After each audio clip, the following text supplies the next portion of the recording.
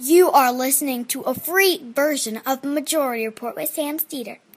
To support this show and get another 15 minutes of daily program, go to majority.fm, please.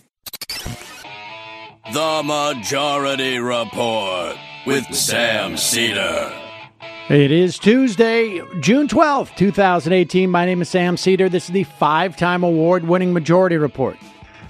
We are broadcasting live steps from the industrially ravaged Gowanus Canal in the heartland of America, downtown Brooklyn, USA. On the program today, window dressing in Singapore, but that's better than a war. Meanwhile, Supreme Court of the United States okays voter suppression because elections matter. Javanka made $82 million last year, just slightly more than the combined revenue of all the programs done out of this studio. Meanwhile, the DOJ argues that emoluments has no meaning.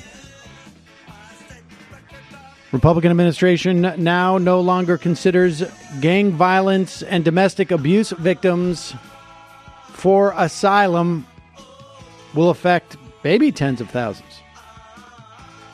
Larry Kudlow reportedly has a heart attack.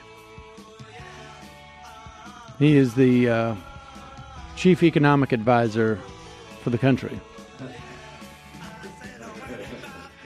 Not just Wells Fargo. The OCC finds more bank sales abuse, but guess what? They're not going to tell you. It's primary day in South Carolina, Virginia, Nevada, Maine, North Dakota.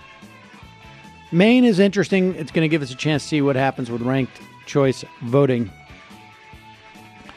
At 4 p.m. today, there will be a major ruling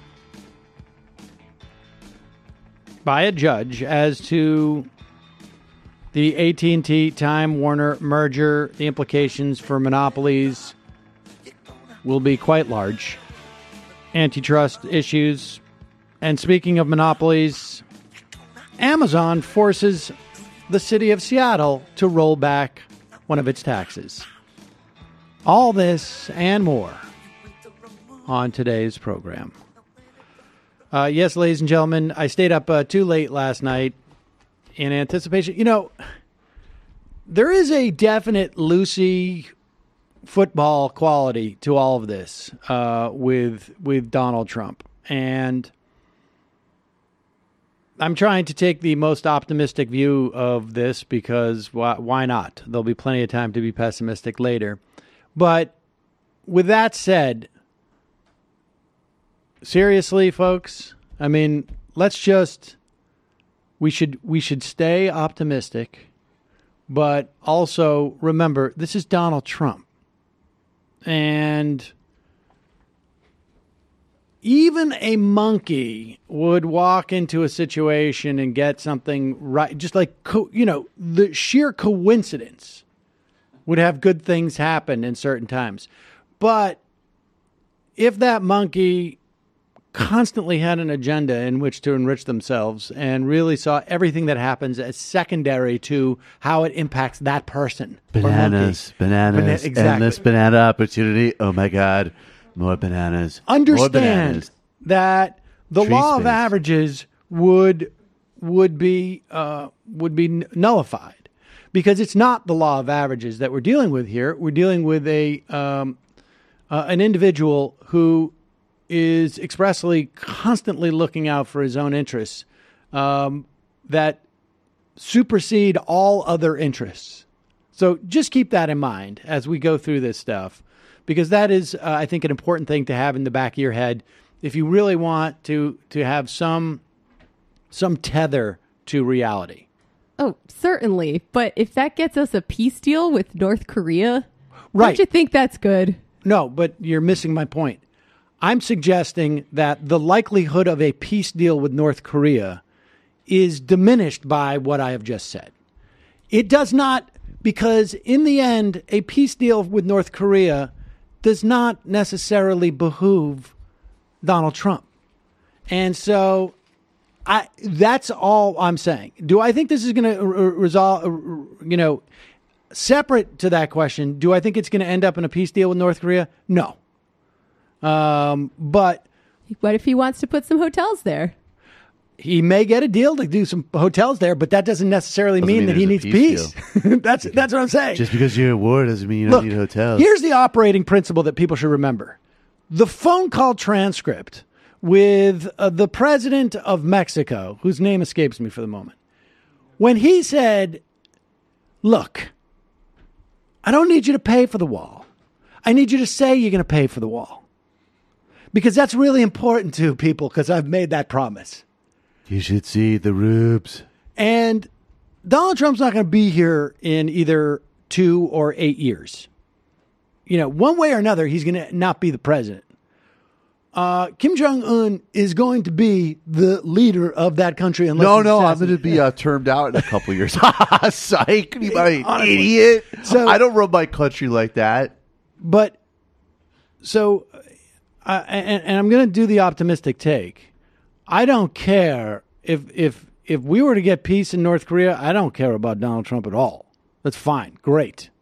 I'm glad that his all of the deep-seated psychological dysfunctions that he has brought about something good. But what I'm suggesting is that you still need to be tethered with reality as you start to analyze this, and know that the two primary players in this little drama have very, very narrow interests.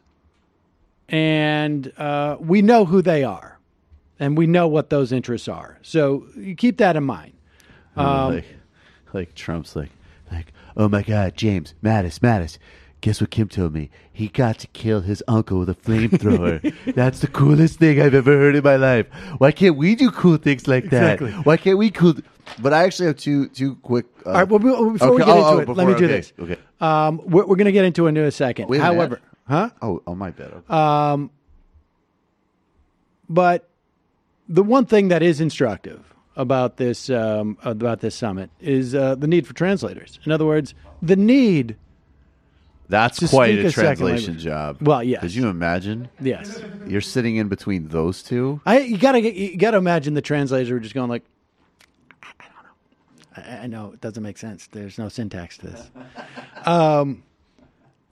Learning a new language is a journey, folks. It can be challenging, but it is one that is one of the most rewarding experiences a person can have. My biggest regret is that I don't speak Spanish really in any way at all. But the best way to reach your goal, whether that's a basic understanding or full-on fluency, is to immerse yourself in that language. Finally, there's a way to do that online from the comfort of your own home, thanks to Live Lingua. Live Lingua offers immersive online language lessons via Skype. Their instructors, all native speakers. They go one-on-one with you over Skype. You get the level you need to reach, whether it's basic phrases and questions or if you want a comprehensive understanding of the language. They don't offer trendy new gimmicks. No, 5 minutes a day. It's not going to make you fluent in a month. But if you're looking to learn one of the 11 most commonly spoken languages, you need a proven approach to become fluent and confident. And Live Lingua follows the immersive language learning method that diplomats and educators have used for hundreds of years. They do it online, but doing it online gives students the opportunity to build a routine and a comfort zone that works for them. On Skype, students work one-on-one with their teacher, meaning there's no intimidation, no worry about falling behind. You don't have to worry about the people behind the class who, they got a very fancy accent, that type of stuff. Their immersive method. Well, there was always somebody in class who was just who would have an affectation, and you think that they know the language. Yeah. Their immersive method at Live Lingua increases memorization and finally helps a new language be part of your life. Here's the deal. Listeners of the Majority Report can check out Live Lingua's platform by signing up for a free trial lesson. You get to take one free. You can do it at livelingua.com/majority. That's livelingua.com/majority. You get Live Lingua's immersive language learning method. It's convenient, productive, built to meet the needs of each student, and you can test it out with a free lesson. livelingua.com/majority. Sign up for your free lesson now. I'm going to try that. I was thinking of a new character.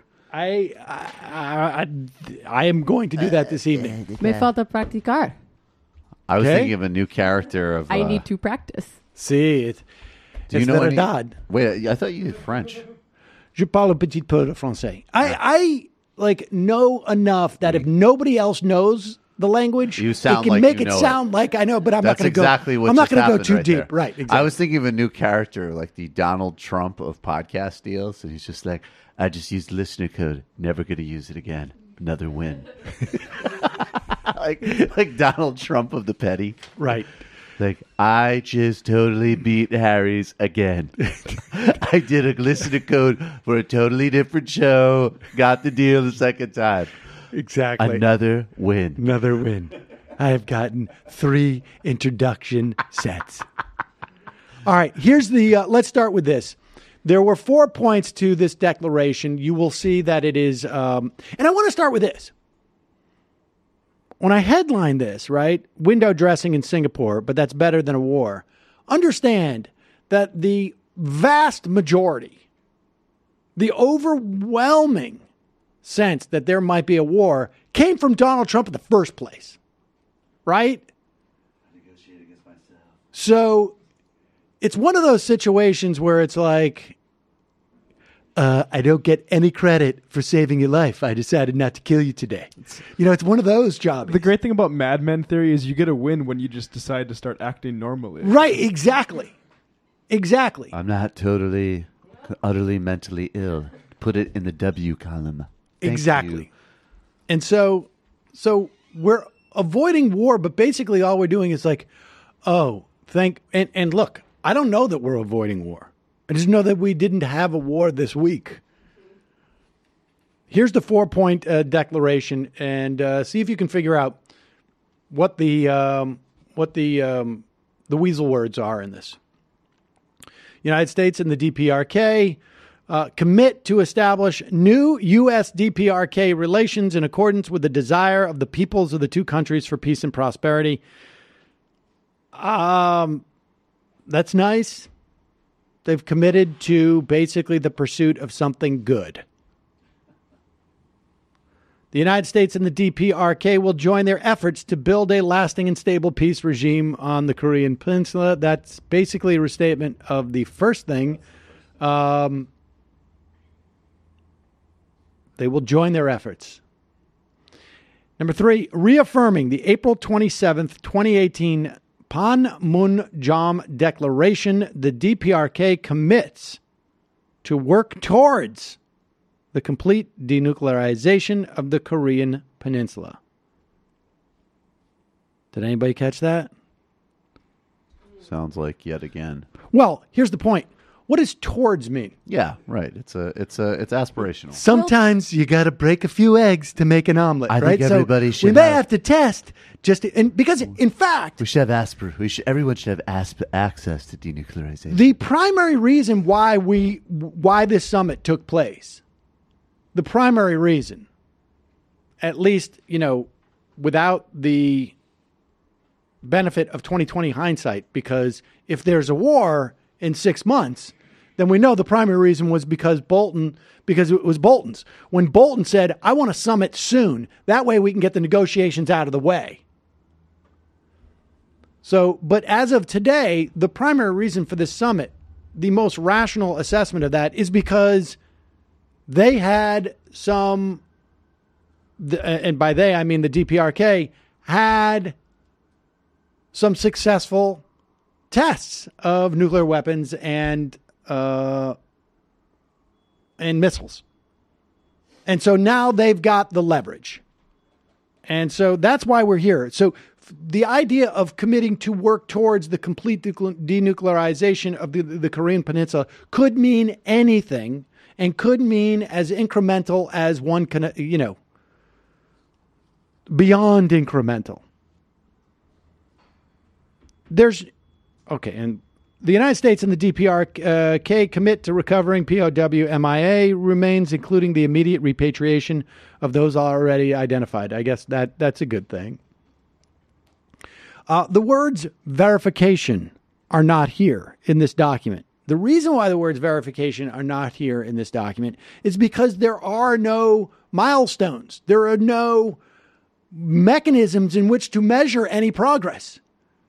This is not really a deal to do anything. It is simply, Iran. it is exactly.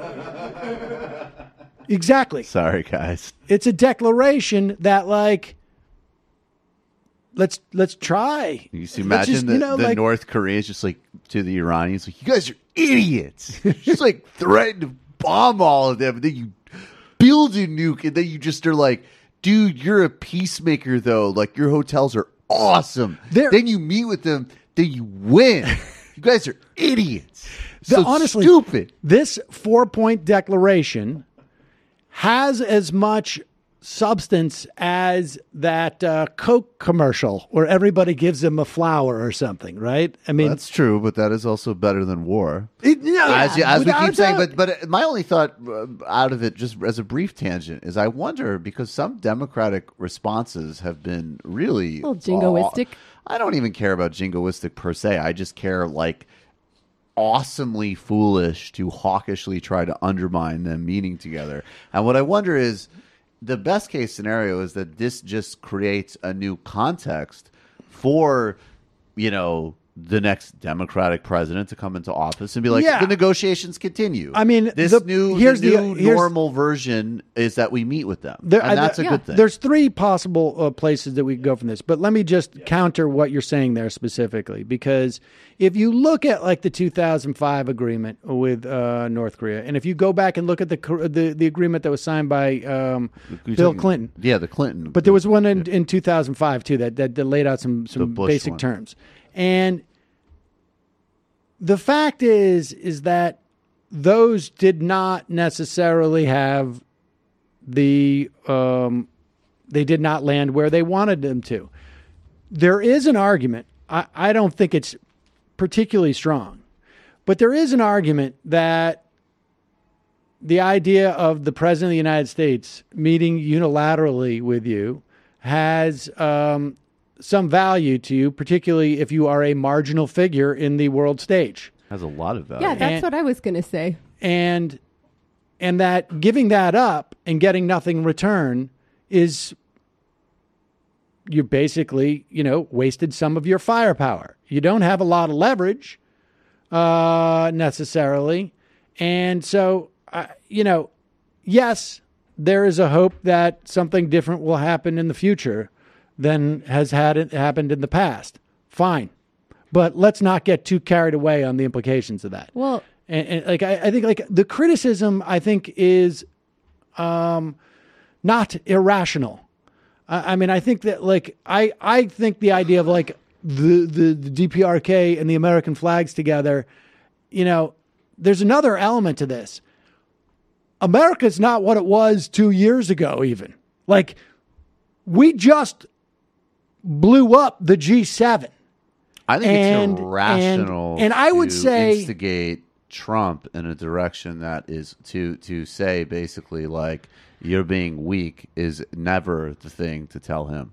I guess, but he's not going to do anything anyways, no matter what. Well, wait a second. 6 months ago, everybody's freaked out that he was going to do something really terrible. Oh, yeah, I agree. So, but I'm saying I don't think that he's responding to what like Chuck Schumer says.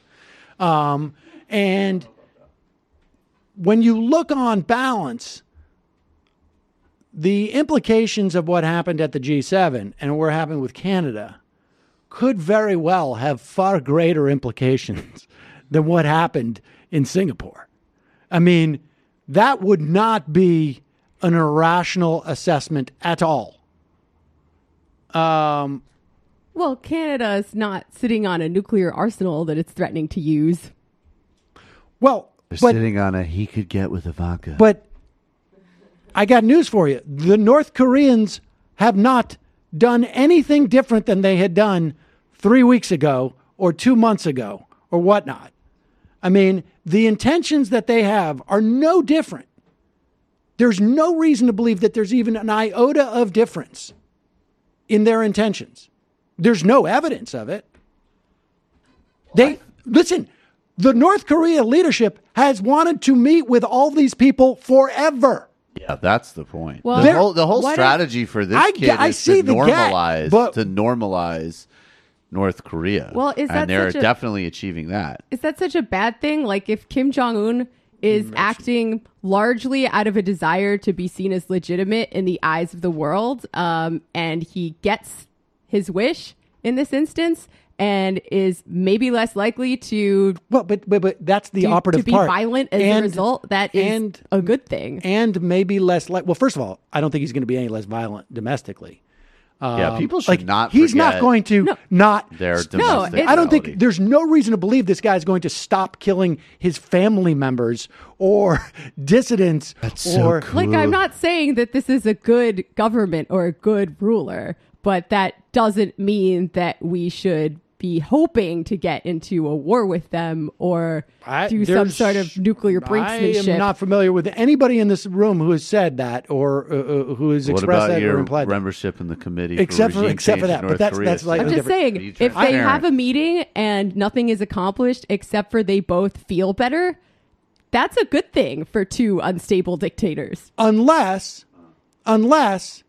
it further entrenches him and teaches him the lesson, this 35-year-old, that I can continue to wear down and still maintain the same threat posture I've had, still maintain the dictatorship I've had. I mean, all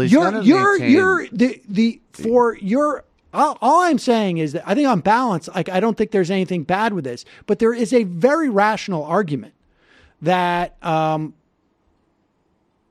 we have lost a certain amount of leverage and have not in any material way diminished the threat. That leverage didn't particularly work before. I mean, as That's evidence. True. And the second thing to say, too, is that it's also like, I think another part that people miss when they get so specifically freaked out about that, U.S. versus, Korea relationship is like, a major reason this happened is because of China still putting pressure and actually sealing up there is some actual work on like their security issues around their border with North Korea, and they've put a lot of pressure on him. Singapore, who does have diplomatic relations with them, pocketed the costs for the meeting, and there's like a peace movement in South Korea with a president who's like more popular than any of these people. Like, so I just think that like there's a broader pressure towards it happening, and sometimes these things do. Well, look, here's the three things that could come out of this. One, that we get a real process. That this is a process, though. I think is what we're arguing. Like, this is a process. It could be ridiculous in many ways, but it is literally a process. Okay, that we get a real process, one that will actually produce meaningful outcomes. Like, this is a process, but it also could just be a process of Donald Trump being able to say, like, I did something. Like, the implication, like, there's no substance to this. It is a process. I mean, arguably, our talking about it is part of the process too. And arguably, our talking about it will have as much implications as, these press conferences. First bilateral meeting between those two leaders is a huge deal in and of itself. But it's not as if we couldn't have had this bilateral meeting at any time. What does that have to do with how big it is? Well, because if it was always available for the U.S. president, it's not such an amazing feat. Okay, I don't.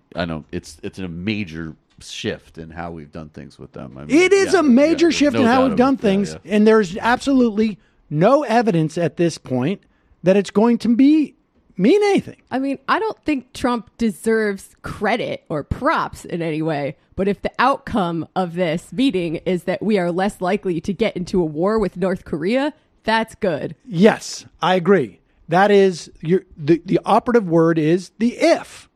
If the outcome of this meeting is that John Bolton gets what he wanted, which he literally stated, do a summit early so that we can show that negotiations are meaningless following that and we can get into a war, then it's a bad thing. Would you agree with that? Yeah, sure. Okay. So if good things happen after this, this is a good thing. If bad things happens after this, it's a bad thing. I mean, yes. And all I'm suggesting is that there's not a lot that's come out of this that gives us a sense that good things or bad things are going to happen. One of the following three scenarios seem to me to be equally possible. One is that a genuine process with timetables, with benchmarks, comes out of this, follows it, where there's actual benchmarks and timetables and verification processes and whatnot. The other one is that they just have this meeting and Trump does not find it in his interest to be belligerent anymore like he was 6 months ago, and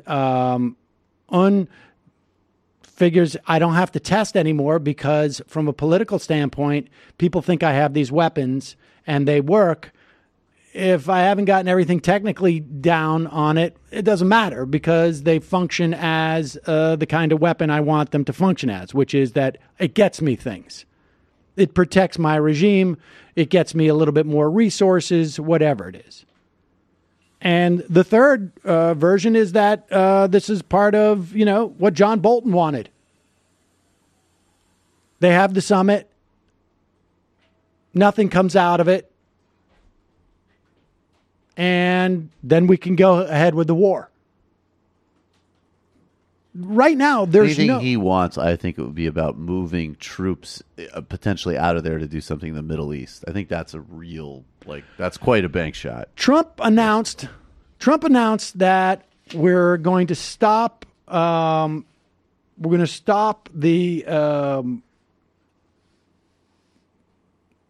war games that we have with South Korea. And let me tell you what the response was to that. Not from North Korea, but from the U.S. forces in Korea. It said, let me tell you right now what the response was from. I can't find it. Vamp. Is his board up? That's the most important question. Is the board up? Oh yeah. Okay. Yeah, I got it. You got it? Yeah. Here's a quote from the U.S. forces in Korea. What are you talking about? Right. U.S. forces in Korea said Tuesday it had received no instructions to stop upcoming military drills. This is according to a report from Stars and Stripes. In coordination with our South Korean partners, we will continue our current military posture until we receive updated guidance from the Defense Department and or Indo-Pacific Command. This was according to Colonel Jennifer Lovett. The South Korean president's office said Tuesday it was still trying to figure out what Trump meant. At this moment, we need to figure out President Trump's accurate meaning and intention, a South Korean statement said. We need to figure out what the hell is going on. Right now, the U.S. and South Korea are not engaged, and we're the only ones who make up our minds on this, Mattis said. So, this is a bit of a microcosm, I think, of what we could be watching here. Donald Trump comes out and says, we're going to end all military, we're going to send them all home. Just like he did with the transgender ban, right? And nobody got any orders, and it just sort of 3 months later, people are just like, what happened with that? They're doing military exercises, and then freaks out, says Donald Trump promised me, and Trump said, well, we canceled those. The other and then exercise. so stuff. it's There were lots of easy. exercise. It's easy to imagine multiple scenarios that come out of this, and there's no evidence. I don't think people should be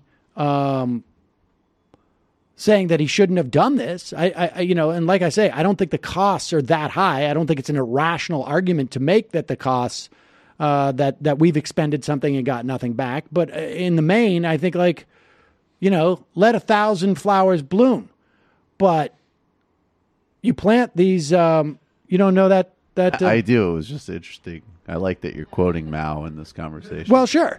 But if you spread those seeds on a parking lot, don't hold your breath that there's going to be anything that's going to grow. Oh my God, I love it. Right. I love the Mao quote, which was a fake invitation for political debate, getting mixed with "Don't plant your seeds in non-fertile soil." I both quoted Mao, Handyman magazine, and Mao. Yes, Steve McKenzie, who is a gardening expert. We should quote Mao. I think that's where we are now. There's a lot of folks who are not terribly happy about this, and roaring mad. This was worth it as far as I'm concerned. Yes, exactly. All those times. Do you remember? Let's just for a moment, and I wish we could have the ability to do graphics like on the fly, where I could do like a little timeline of Lindsey Graham, starting with Donald Trump announcing Lindsey Graham's cell phone number during the campaign. Oh, that was the coolest thing ever. Like, Lindsey Graham, this guy's such a wimp. He called me all the time to get money. And to get on Fox. And to get on Fox. Oh, yeah, he wanted to get on TV, so I thought I'd help him. Here's his phone number. And then Lindsey Graham having to slough it off by doing a commercial where he destroys his own phone. Then Lindsey Graham literally talking about Ted Cruz and Donald Trump as, one is cyanide and the other is, plutonium in terms of two different types of poison. It doesn't matter. And then Lindsey Graham, cut to 6 to 8 months later, Lindsey Graham is kissing Donald Trump's ass because he wants to be Secretary of State. And is publicly bragging about what a great golfer Donald Trump is. You do so many good things. You're so good at real estate and golf. And I just sure would love to wage war, would kill and bloodlet a bunch of goddamn Arabs with you. By the way, your daughter, she almost turned me straight. 6 months ago, Lindsey Graham is talking a war on the Korean Peninsula would be bad, but it really wouldn't impact us. It would just be that they would all die. Man, I pick us every time. So here he is today getting a little bit concerned about this meeting. If it's not that clear, it will never work. But where's the beef? Because so far we didn't hear anything about a timetable, and we all know the North Koreans like to run out the clock and stall and pretend they're going to denuclearize and then blow it off. So I mean, you're a hardliner on North Korea. Don't you want to see the details?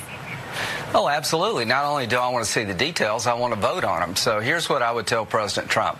I stand with you. The Schumer letter detailing what a good deal would look like, I embrace. But anything you negotiate with North Korea will have to come to the Congress for our approval. And we're looking at details matter, but I'm hopeful. I think he has convinced Kim Jong-Un that he's better off giving up his nuclear weapons than he is keeping them, and that's the goal. And if he has failed to do that, then we're going to have a military conflict, and that would be a very bad ending to this new chapter. And then let me ask you about these so-called war games. That's what the president talks about, and these joint military exercises between South Korea and the United States. The president's called them provocative. That's certainly the North Koreans' view of them. And he said today, okay, well, we're not going to do them anymore. So that's a major concession by the U.S. Did the U.S. give more than it got today?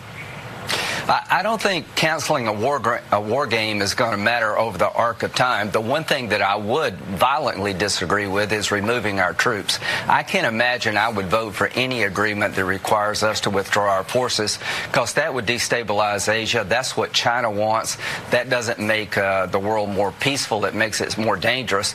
The goal is for them to give up their weapons program, missiles and bombs in return for security and prosperity. Senator Schumer, a Democrat, has laid out a deal I could accept. The only way you're going to get that deal is to convince North Korea that if they do not take the peace route, we will use military force as a last option. We're going to end this program one way or the other. It's not if, It's how and it's when. And I'm cautiously optimistic. I'm very pleased with President Trump thus far, but we've got a long ways to go. They've done this twice, and we can't let them do it a third time. Yeah, I mean, so here's the thing, is that this type of statement is just as scary as anything else. I mean, look, Lindsey Graham, I think, has, on balance, a desire for a conflict. And this is partially I was objecting to the Schumer letter earlier, right? It's also empowering a guy like Graham. I mean, I just don't like it. I mean, if we have fewer U.S. troops around the world in other countries, isn't that a good thing? Yes. Depending. I think broadly speaking, definitely. How Lindsey Graham feels emotionally about it. I think definitely, broadly speaking. But look, we just don't know how sincere this effort by Donald Trump is.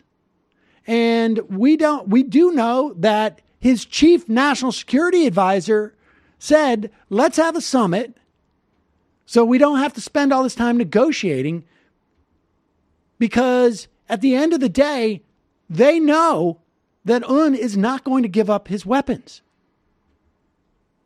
He's not going to do it. And they can say we tried. So we can say we tried. And Lindsey Graham can go on and say, I totally appreciate this effort. I'm totally on board. And as long as XYZ, impossibilities, incidentally, right? As long as these three impossible things happen, and we don't have to do A, B, C, which are obviously necessary. Like, how do you have a peace agreement and still have 30,000 U.S. troops there?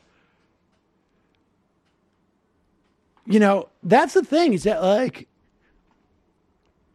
this raising of expectations and of saying that this stuff, you know, assuming that suddenly Donald Trump has good intentions on this. Everything else, not so much. But he really genuinely has always been preparing for his entire life for peace with North Korea. I think there's a lot of evidence that one should be very highly skeptical of that. And because, like, unmet expectations are generally the most, I think, problematic phenomena that exist in human relations. Has he given us a reason to believe he's insincere on this? I'm sorry, has Donald Trump given us a reason to believe he's insincere on this? Yes. It seems like the people in his administration I will tell you what reasons he's given. Every single day when he lies through his teeth is a reason to believe he's insincere about the next lie. He wants this to be like his accomplishment in office that he gets lots of credit for.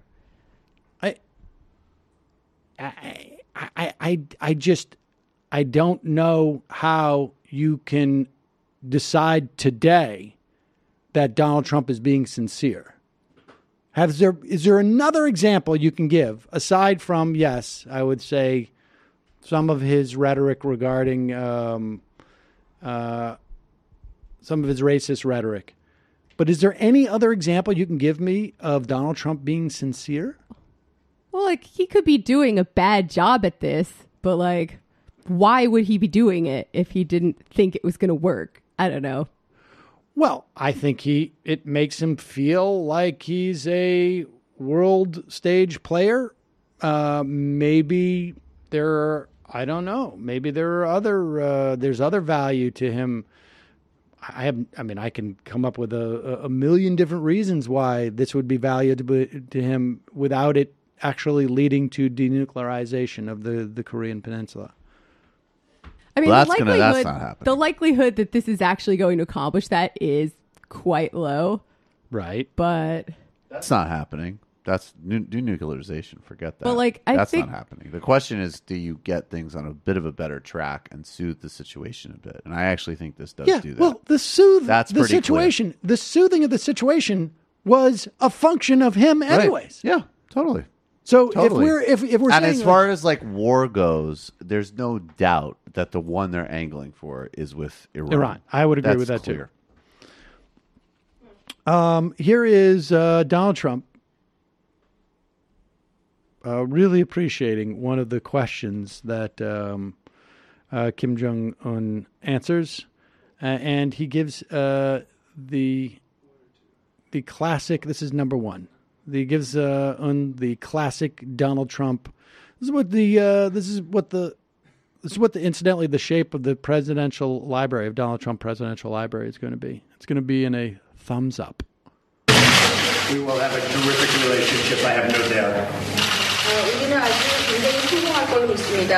Pause it. Can I just say that, like, just if you want more evidence as to why Donald Trump might not be sincere, is he said that same thing with Chuck Schumer and Nancy Pelosi. I think, like, literally those same words, sitting in a similar position, and Trudeau, and Macron, and Definitely Macron.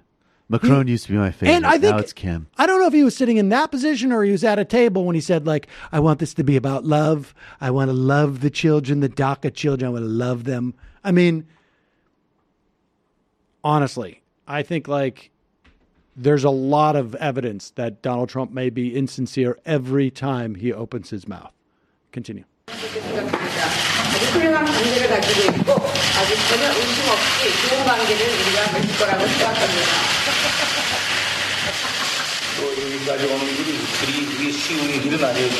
Well, it was not easy to get here.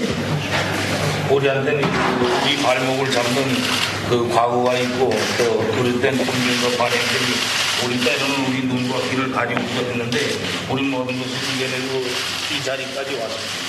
The past worked as fetters on our limbs, and the old prejudices and practices worked as obstacles on our way forward, but we overcame all of them, and we are here today. That's true.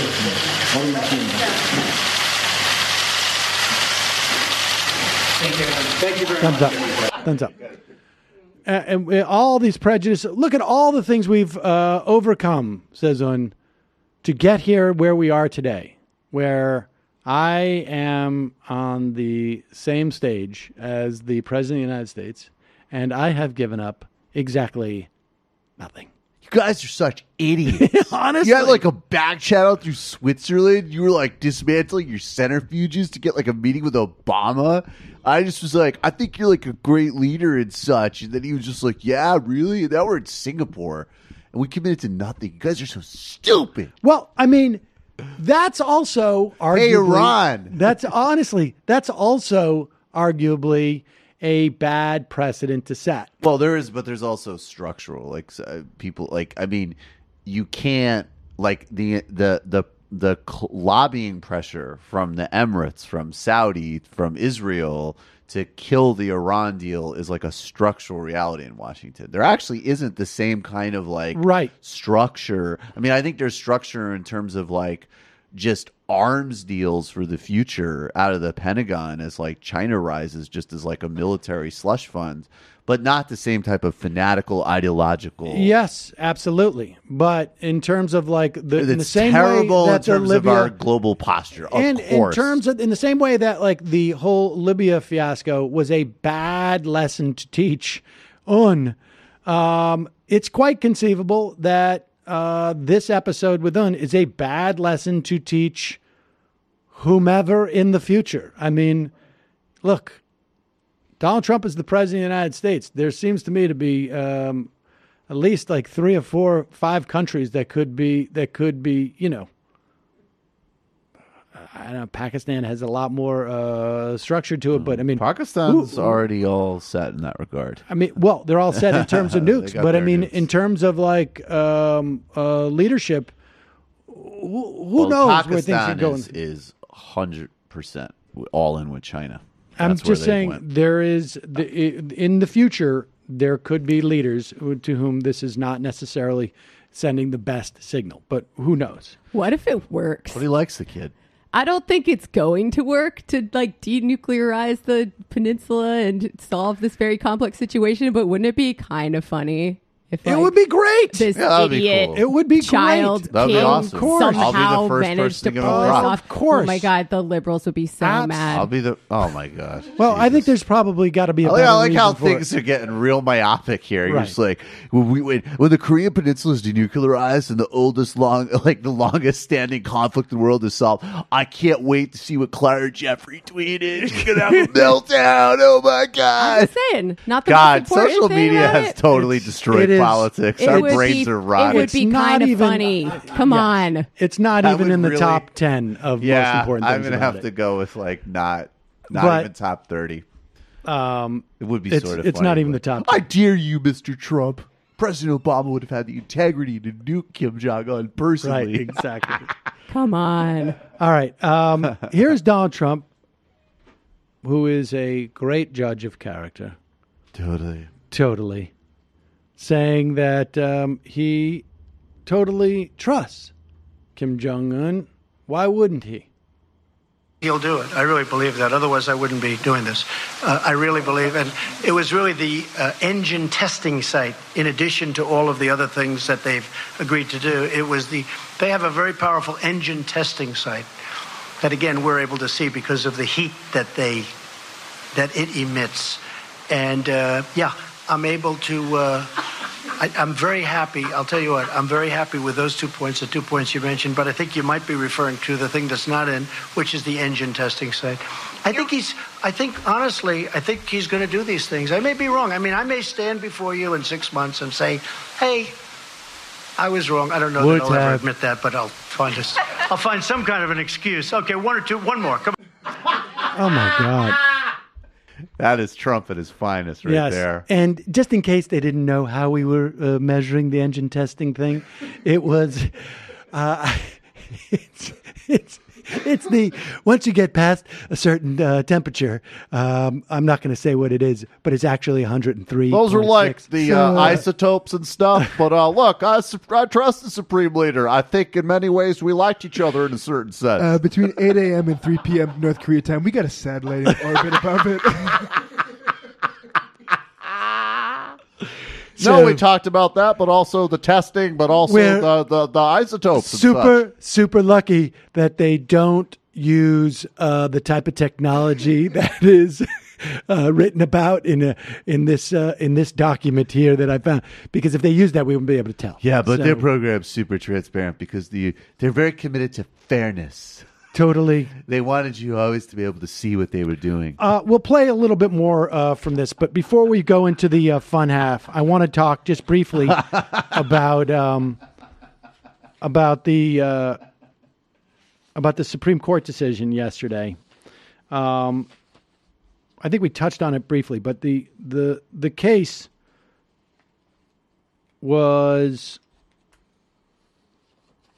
brought to the Supreme Court, Husted v. Philip Randolph Institute, and I'm not sure who the Philip Randolph Institute sounds to me like some type of right wing think tank that brings lawsuits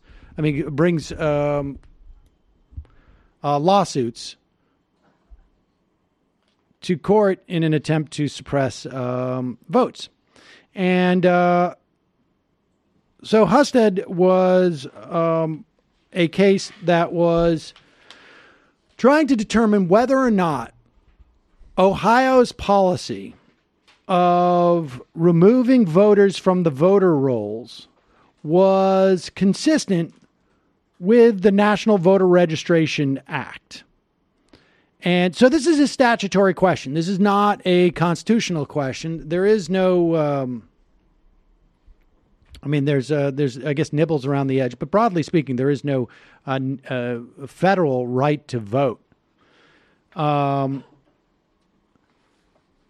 The process for which Ohio would remove people from the voter rolls was a 6-year-long process. If you do not vote in the course of 2 consecutive years, so You don't vote either in the national, the general election or the midterms or primaries over the course of those 2 years. Ohio sends a notice to you, mails one in the mail. It says, hey, you've either got to vote or, just touch base with us. If that registered voter does not vote for an additional period of 4 consecutive years, then that includes 2 federal general elections, then they are removed from the rolls. The central question in this case was whether the National Voter Registration Act prevented this type of notify, wait, and purge process. According to the NVRA, registrants who have not responded to a notice and who have not voted in 2 consecutive general elections for federal office shall be removed from the official list of eligible voters, except that no registrant may be removed solely by reason of a failure to vote. Okay? Now, Alito, when he wrote the opinion deciding this case, says that Ohio does not rely solely on a failure to vote to remove them from the rolls. Breyer, on the other hand, in writing the dissent, points out that, in fact, the process does not start, or I should say this process starts because of a failure to vote.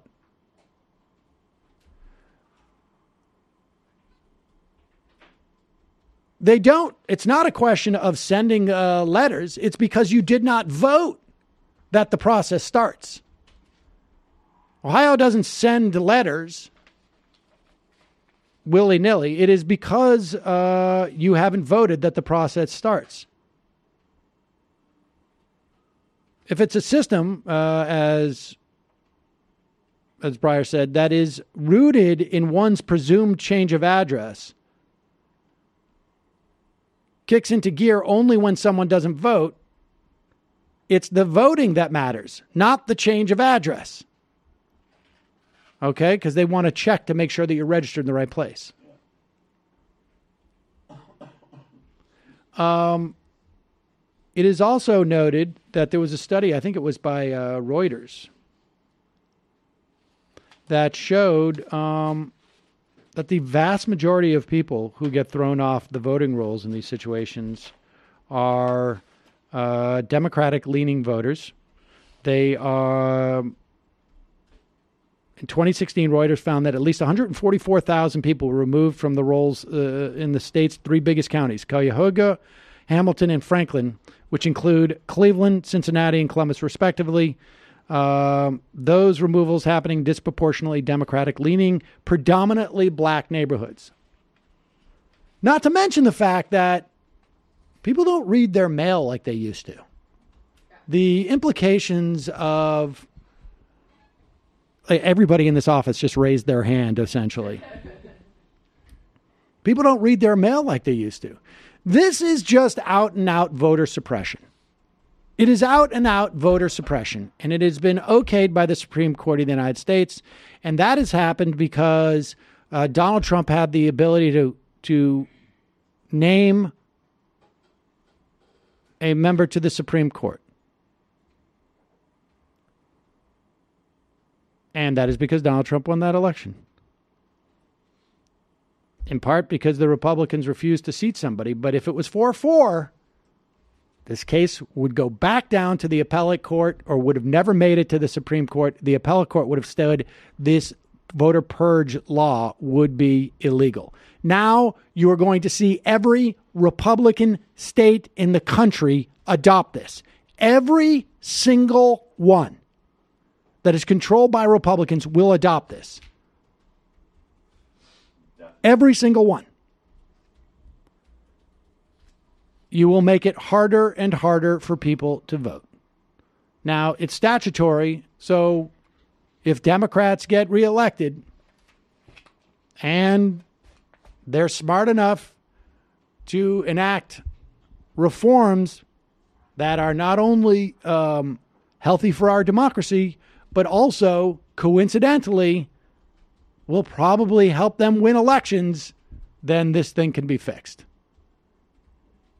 And then maybe, 5 or 6 years. But of course, it's going to be a lot harder for Democrats to get elected to office because their voters keep getting purged from the voting rolls. What we need is peace. I'm trying to do my Jill Stein impression. There you I forgot go. how to do that.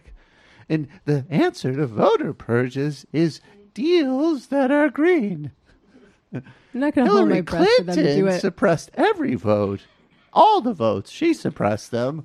We know how she suppresses votes. Nevertheless, none of that would have been necessary had Hillary Clinton been elected president. Well, maybe if you didn't vote out of fear, we'd have an even better scenario. Jill Stein. Two Donald Trumps. Yeah. Jill Stein, the Green New Deal. All right. You know what I call you? A Democratic Party submissive. Because you bend down and take it every... Jesus. Something wrong every with you. single time. No, that's a real headline somebody showed me. About me? Yes. Oh, my That's God. a YouTube What, video. like on Reddit? It's a Oh. YouTube video. It's called Sam Cedar, Democratic Party submissive. And I don't want to give those channels too much energy because they're like so stupid, but that's such a clutch headline. Actually, to be honest, that's on my profile on Democrat. I hate all of the Pod Save America people, but I'm also a submissive Right. for the Democratic Party. Democratic, Do you see? submissive, Everybody. friendly. That's the thing, is that I am a friend to all and no one. to Democratic kink shame me. And these people call themselves exactly what they're genuine doing, dude. progressives. That's exactly what they're doing. I don't It's really think not so. cool. I love when they betray their promises to the progressive base. Lie to me more. Lie. Break your promises. Did you know how Hillary said she's going to reform trade? But then there was a secret meeting at Goldman Sachs where she said she's going to have even worse trade deals. Oh, my God. I'm so excited to vote. I'm hoping Tom Perez will take another job. He'll have 3 jobs I on the want Tom side Perez to in have addition all to the being head of jobs. the DNC. I remember when Keith Ellison announced, I was so excited because I wanted to see how Obama would destroy him. All right, we got to take a quick break. Folks, just a reminder, this show relies on your membership to maintain its submissiveness to the Democratic Party. Without your help, I cannot. This is how submissive I am to the Democratic Party. They are like, we will pay you to toe our Democratic Party line. And No. no, I don't want your I money. will I raise want my more. own money. I want to be demeaned more. I'm going to raise my own money, and I'm going to pay you for the right to carry your water. Every bucket I carry, I'm going to give you $5. Folks, it is your Only support. dominant relationships I like is when I'm smearing progressives, and that's it.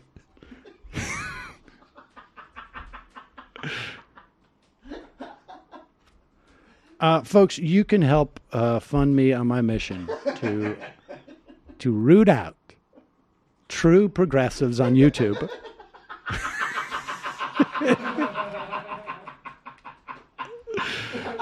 Oh, God. Oh, these guys.